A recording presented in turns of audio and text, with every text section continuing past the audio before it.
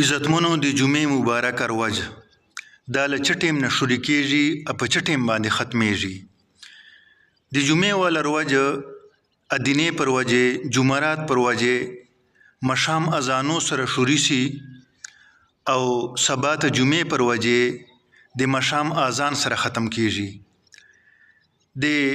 د ته وایي قمري مهینه، یعنی د عمرکۍ والې ورځې عمرکۍ والې میاشتې او قمري سال د عمرکۍ وال کالونه. نو قمري دینه د عمرکۍ ورځې دا چې چوره دي دا عمرکۍ په حساب باندې ګڼلی سي، او د قمري دینه طریقه کار دا ده چې د اسلامي ورځې اسلامي میاشتې اسلامي کالونه کال میاشتې نه جوړیږي او میاشت له ورځې نه جوړیږي. نو دا ورځ چې کومه دي قمري دین دا به روزانه مشام اذان سره شروع کېږي او سبا به مشام اذان سره ختم کېږي. دغه رنګې جمعې والا ورځ چې ده هغه به جمعرات پر ورځې مشام اذان سره شروع کېږي او جمعې پر ورځې باندې به مشام اذان سره ختم کېږي. او نبی علیہ السلام فرمایي وای د جمعې والا ورځ چې ده دغه د ټولو ورځو سرداره ده، له ټولو ورځو نه د جمعې والا ورځ چې ده هغه افضله ده. تر دوره پورې فرمایي چې د کمې ده او سترې د والا ورځ چې ډېرې زیات فضیلت لري او ډېرې اهمې ورځې دي، وایي له دغه نه د جمعې والا ورځ افضله ده او بهتره ده. او دغه رنګې امام احمد ابن حنبل رحمت الله علیه او امام ابو حنیفه رحمت الله علیه چې دا دوه سره ائمه مجتهدین دي، غټ غټ امامان دي، دو تر دوره پورې فرمایي چې د جمعې مبارک ورځ چې ده د عرفې ورځې نه افضله ده. یعنی د ذیالحجې چې کوم نم تاریخ ته 9 ذیالحجه ورته وایي او دغه رنګې د عرفې ورځ ورته وایي، ویلې هغه نه چې ده د جمعې ورځ افضله ده او بهتره ده. او عرفې ورځې خو دومره چیک فضیلت راغلی په حدیثو چې نبی علیہ السلام فرمایي وي د جمعې ورځې نه د عرفې ورځې په فضیلت دومره چیک ده چې دغه یوه روزه سړی چې ونشي یوې روزې په برکت سره الله پاک دته مخچینی شاتني واړه ګناهونه ټول معاف کړي. چې څومره ګناهونه تانه په دا ګردي کال چې سلی دي مخچینی هغه به الله پاک ټول درته معاف کړي، په مخ چې څومره ګناهونه درنه کېږي هغه به الله پاک درته معاف کړي. خو دې نه صغیره ګناه مراد دی عزتمنو، کبیره ګناه الله پاک بې د توبې نه معاف کوي.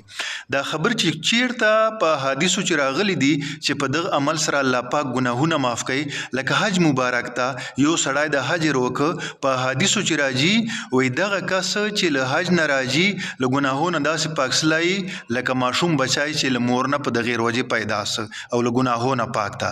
نو په حدیثو چې راغلی دي چې دې نه صغیره ګناه مراد دي، واړه ګناهونه مراد دي، پاتس له غټ ګناهونه کبیره ګناهونه هغه توبې بغیر الله پاک نه معاف کوي. هغه لپاره توبه لازمي شرط ده.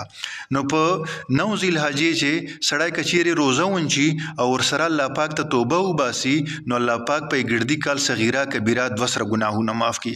داسې یو سړی حج ته تللی ده نو هلته د په خپلو ګناهو باندې الله پاک ته وزړل، توبه یې وکړله، نو صغیره ګناهو سره به الله پاک دوال کبیره ګناه معاف کړي. په دې طریقې باندې معاف کېدلی شي.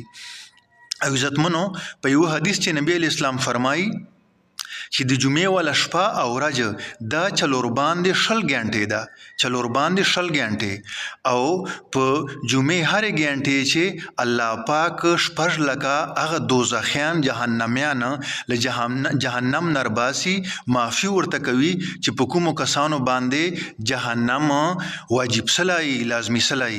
عزتمنو څوره چیک فضیلت د جمعې مبارک ورځ ده. هرې غنټې چې نو په جمعې شپې ورځې چې 24 غنټې دي او 6 لکه کسان الله پاک په هرې غنټې چې هغه کسان چې جهنم په واجب سلای دی هغه ته معافي کوي. اوس ته 24 ضرب 6 لاکھ وکړه چې دا 4 کروڑان برابرېږي.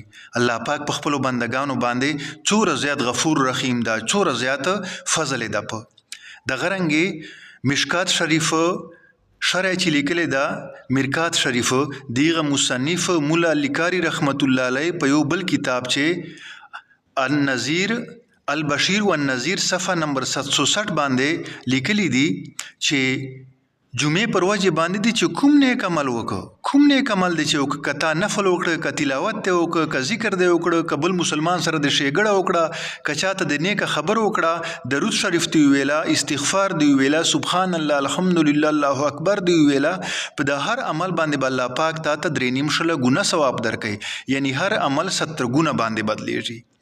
او دغه رنګې عبدالله ابن عمر رضی الله عنه چې د حضرت عمر رضی الله عنه بچای ده او د نبی اسلام صحابي ده، دای فرمایي چې کوم مسلمان په نبی اسلام باندې یو ویری درود شریف وایي، الله او د الله فرشته 3.5 رحمتونه په د باندې نازلای، 70 رحمتونه. اوس عزتمنو دا رحمت ټکای خو تاسو موږ ډیر زیات اورېدلای دا، ډیر زیات وی الله پاک رحمتونه نازلوي، الله پاک رحمتونه نازلوي. دی الله پاک رحمت څه مطلب ده؟ نو مطلب دا باسلای دا چې د الله رحمت دا د الله هغه صفت ده چې په هغه ذریعه سره الله پاک په خپل بندگانو باندې مهرباني کوي، فضل کوي، کرم کوي او خپل بندگانو لپاره الله پاک خیر غواړي او په د باندې خپل نعمتونه نازلوي. یعنی رحمت معنی ده محبت، شفقت او د بلای او د خیر ول اراده. نو په کوم کس باندې چې الله پاک خپل رحمتونه نازلوي دا د سره ښېګړې کوي، په د باندې احسانات کوي. دنیا چې چوره مصیبتونه، پریشانیګانې، غمجنیګانې دي، اب الله پاک ټول التان لري کوي او د دنیا چوره خوشحالیګانې دي، چوره سهولتونه دي، چوره آسایشونه دي، چوره نعمتونه دي، اب واړه تا ته در مخ کوي. دغه ته وایي دی الله پاک رحمت. نو عزتمنو چوره آسان عمل ده کچېرې تاسو موږ نبی اسلام باندې روزانه 100 ویری سباور او 100 بیګور درود شریف وایو، نو 10 ویری خو جمعې ورځې بغیر چې کومه دي نبی اسلام فرمایي چې الله پاک پر رحمت 10 رحمتونه پر نازلوي او جمعې پر ورځې باندې په درود شریف په برکت سره به الله د الله فرشته 3.5 رحمتونه پتا باندې نازلوي. عزتمنو چوره مختصر عمل او چوره زیات ثوابونه دي. نو کوشش ته سړی دا کوي چې روزانه د درود شریف او سره استغفار د دغه شیدې سړی پابندي کوي. عمل مختصر ده او ګټه ثوابونه چې دي هغه ډیر زیات دي. او عزتمنو فاطمه رضی الله عنها د نبی اسلام بچی ده او نبی اسلام فرمایي دا ما زړه ټوکړه ده او چې چا دې سره مینا وکړه زه یې سره مینا ساتم، چې چا دې سره بغض وساته یې سره زه هم بغض ساتم. نو عائشہ فاطمه رضی الله عنها فرمایي وای نبی اسلام یو ویریو فرمایله چې فاطمه په د جمعې پر وجه چې یو داسې غړۍ ده، یو داسې ګانټه ده چې د دې په برکت سره چې کوم مسلمان بنده چې قسم حاجت، جایز حاجت الله پاک نه وغواړي، الله پاک هغه حاجت پورا کوي. وای ما ورته ویلا چې دی الله رسوله هغه کومه غړۍ ده، کومه ګانټه ده؟ نو درته و فرمایل چې هغه د جمعې اخیری ګانټه ده، هغه د جمعې اخیری ګانټه ده او هغه ټیم ده چې کله لمر نیم ډوب سي انیم پاتې سي. نو عزتمنو دا کوم ټیم ده؟ دا مازدیګر مونږ سړی چې کله وکي دا دغه ټیم ده. مازدیګر نه تر مشامه پورې تقریبا ګانټه 5 پاوه لا زیات نه زیات یو نیمه ګانټه ټیمي. دغه ټیم چې جمعې پر ورځې باندې الله پاک د خپل بندگانو دعاګانې قبلای. نو جمعې پر ورځې باندې ګردر ودی سړی دعاګانې غواړي او خصوصا مازدیګر نه بعد خو د سړی چینیږي او تر مشام اذان پورې دی دعاګانې غواړي. وای فاطمه رضی الله عنها به بیا څه کوله چې کله به مازدیګر المونج وسه ایغه بعد به د خپل غلام حضرت زید رضی الله تعالی عنہ هغه به غره غونډي ته وخزاو او ورته فرمایل به چې تل مرته ګوره چې کله نیم ډوب سي نیم پاتې سي بیا ماته وایا. نو کله به چل مر نیم ډوب سه نیم به پاتې سه بیا به د چې کومه دی دعاګانو ته چیناستله او الله پاک نه به دعاګانې غوښتلې. او د غرنګي حضرت ابو هريره رضی الله عنه د نبی اسلام صحابي ده، دای فرمایي چې نبی اسلام نه مار ودلی دي چې کله د جمعې اخیری ګنټه، اخیری غړی، اخیری ساعت پاتې سي یعنی مازدیګر نه بعد، نو په دغه ټیم چې الله پاک د خپل بندگانو دعاګانې قبلای. نو عزتمنو ډیر مختصر غوندي ټیمي ګنټه لا یو نیمه سړی د خپل حاجتونه په الله پاک باندې پوره کوي. الله پاک نه د سړی دنیا آخرت والی دعاګانې غواړي او الله پاک نه د سړی فضل غواړي، مهرباني د سړی لغواړي او الله پاک ته د سړی استغفار وایي چې الله پاک معافي ورته وکړي.